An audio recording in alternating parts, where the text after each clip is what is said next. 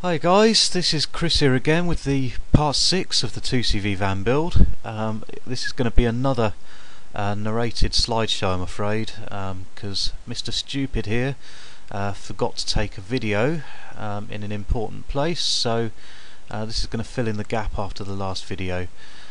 So here are the B-pillar plates ready to be welded on.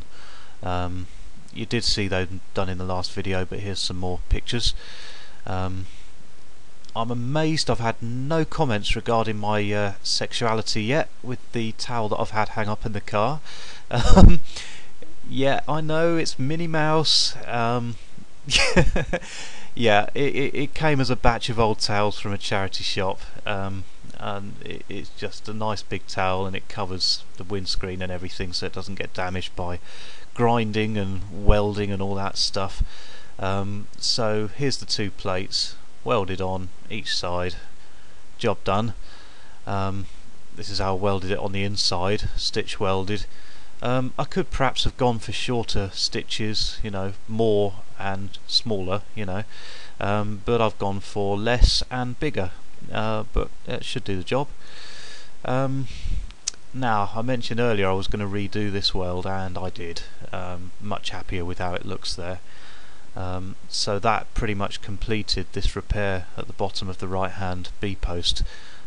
Still got some more tidying up to do, but it's pretty much there. On the back side of that repair, where this plate's welded on, you can see how I've had to grind any traces of weld off, and it's not quite there yet, but because the fiberglass van body has to be completely flush against here, and it actually extends down to the nearly at the lower edge of the sill there, so this does have to be completely flat here and there. So anyway, that's that. Moving on. There we go, primed up and ready to move on to the next job. Left hand side, just like the other side, I had to straighten up this lip to fit properly against the plate to be welded on there. Now, before welding on that left hand plate, here's a little tip that some people might be able to use, and a lot of people probably have already used in the past. I'm not sure exactly what the name for the technique is, but I basically needed to bend this B post forward just about where the top seat belt mounting is. It was about, I don't know, best part of 5mm back, and it meant that the plate and consequently the van back wouldn't have sat flat on the B post. So what I did was loop a rope. You can also do it with wire, but for this job I think rope's a lot better. Does less damage to the car body, really. So loop the rope around and around a bolt screwed into the seat belt mounting, stick a rod through it and twist the rod around and around and around until you've pulled the B post back to where you want it, and it's a really controllable way of doing it. Worked a treat. Here's another photo closer up. So it's tied around the bolt and it goes up around the above the windscreen. I also braced the lower part of the B post because I didn't want it to bend lower down. I literally only wanted it to bend there, well, sort of between here and here. There's a view from behind, just in case anyone else needs to do a similar thing.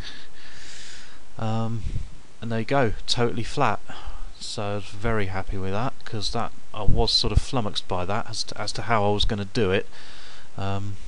But a bit of lateral thinking, and I got there in the end. Moving on, just another shot of that welded on. So moving on to the repairs at the top on the roof beams.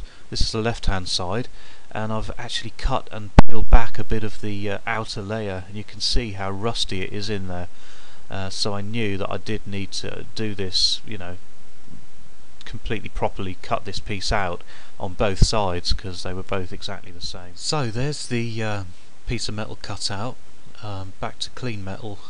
Everything's wire wheeled up and sanded and whatever to get rid of any trace of rust. There's actually about 4 layers of metal here. You've got the outer layer, then you've got where the drip strip is folded and goes up, and that is sandwiched in between the outer layer and 2 layers that form the inner rail. So you've got 4 layers of metal all spot welded together, and as soon as any water gets in there, it's just a recipe for disaster, really. And the metal's so thin as well. Anyway, there's the new piece of metal tack welded in. It was quite an easy piece to make, really. Just had to match this line here. Oh, there's the phone. Won't be a minute. Right, back. Sod's law. Yes, so the tricky bit was just making a little fold in the metal there to match the body line there. Then there we go, fully welded and ground and filed off flush. Now I never go all the way with a grinder or even a power sander. As much as possible I'll do the worst of the work with the grinding wheel, and I may then move to a sanding disc in the grinder, but I always do the last bit with a nice coarse hand file, because it saves you from gouging into the metal, and it just gives you the most even finish. And I just finish off with a 6-inch flat file, and then sandpaper if I was just going to paint straight on top.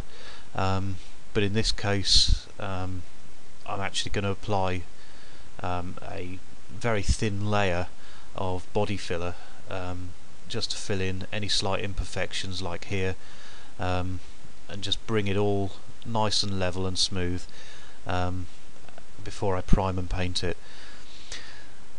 Now, right hand side, before I started the same repair on the right hand side, I had a look underneath here under the drip strip or gutter, whatever you want to call it, and noticed that the seam sealer was all bubbling in this joint, and a bit of investigation showed me that there was some nasty rust under there, and that was really not what I wanted to see. You know, it's a really tricky piece to deal with because, as I showed you in the other photo, this drip strip is sandwiched between 3 other layers of metal, so to actually extract the rusty piece and put a new bit in is quite complex. So there's another closer view, and you can actually see that's actually a hole there. You can see through where I poked a screwdriver through there. There's the patch cut away, and you can see the pitting there, but it's even more obvious here where I've shined a torch through, and you can really see it, and the damage actually extends for 8 to 10 inches further towards the front of the car. I had to go much further than I thought I had to find clean metal. So I think that's the last photo. Yeah, so anyway, stay tuned and see how I deal with this gutter or drip rail, drip strip, whatever you want to call it. I'll see you in part 7. Take care, folks. Bye for now.